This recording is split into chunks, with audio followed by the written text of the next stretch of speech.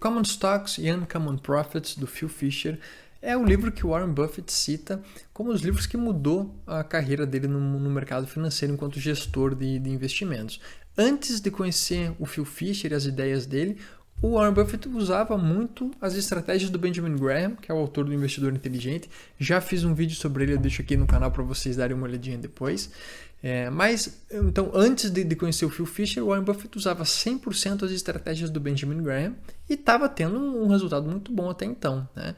Mas depois de conhecer Phil Fisher e suas ideias, ele fez algumas adaptações nas suas estratégias, na metodologia de investimentos dele, que causou sim uma explosão nos seus resultados. Então ele começou a ter resultados muito melhores do que tinha quando usava só as estratégias do Benjamin Graham.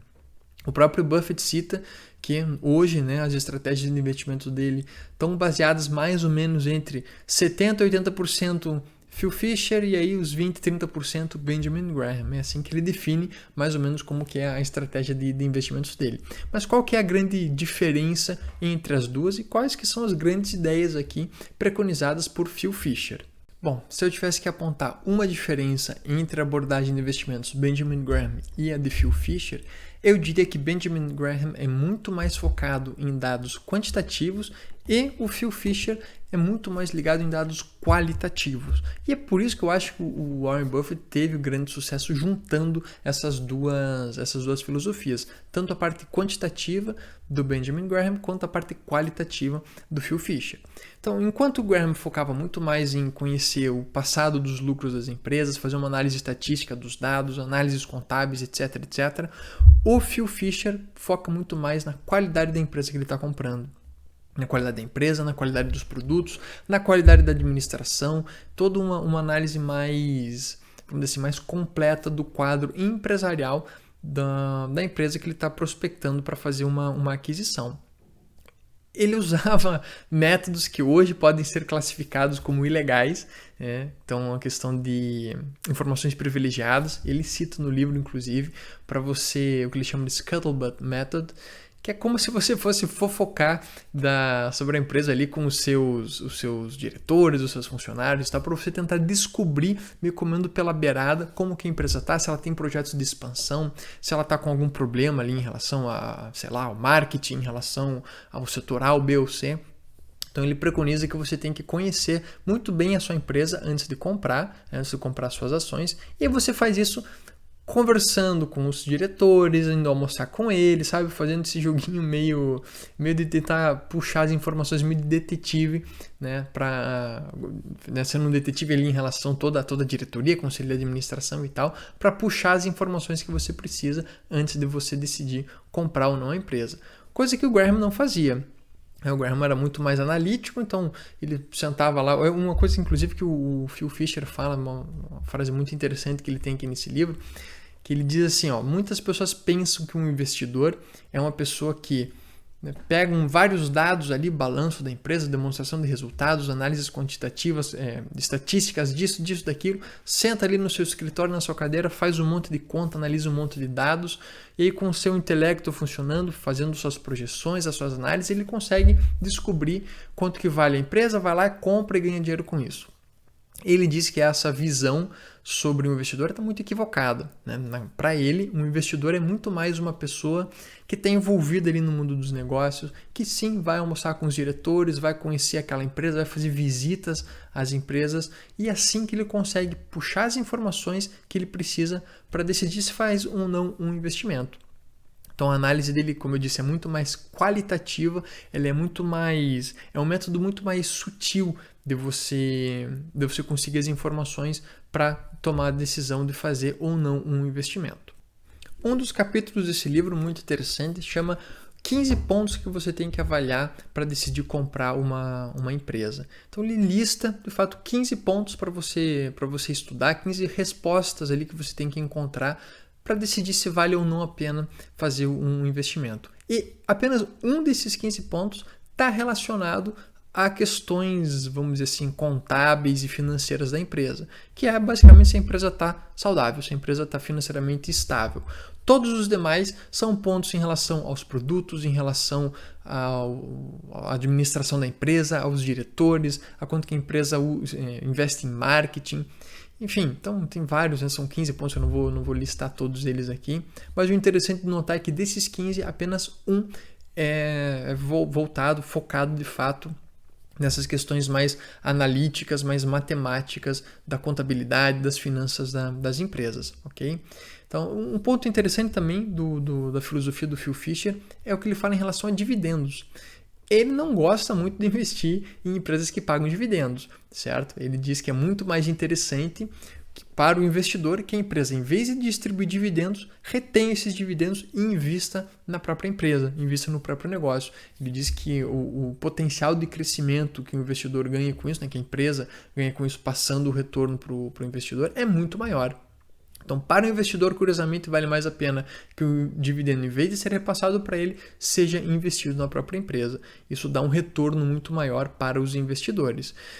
Muita gente não concorda com isso, né? Então, isso é curioso de você ver no mercado financeiro. A gente tem vários tipos de investidores, né? Então, se a gente pega, por exemplo, o Phil Fisher, ele não gosta que as empresas paguem dividendos. Ele prefere que a empresa não pague nada e reinvista todos os seus lucros. Se você vai para outra ponta, aqui no mercado nacional, por exemplo, tem o Luiz Barsi, né? O Luiz Barsi é um investidor que teve muito sucesso, ganhou muito dinheiro, ainda ganha muito dinheiro, e ele foca em ações que pagam dividendos. Ele é completamente o oposto, ele gosta das ações que pagam dividendos. Ele investe em empresa que distribui frequentemente os dividendos para a sua carteira. É isso que ele disse que deu o seu potencial de retorno, né? Que deu toda a rentabilidade da carteira dele. E você tem um investidor no meio do caminho, como Warren Buffett, como Benjamin Graham, que falam assim, não, eu gosto da empresa que paga dividendos, mas paga ali em torno de talvez 70%, 80% do seu lucro. Ela distribui em dividendos e retém o restante, né?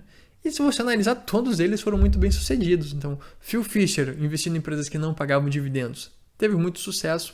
Luiz Barsi investindo em empresas que pagavam muitos dividendos, também teve muito sucesso. E Warren Buffett e Benjamin Graham, que investiam em empresas que pagavam parte dos lucros em dividendos e reinvestiam o restante, também tiveram muito sucesso.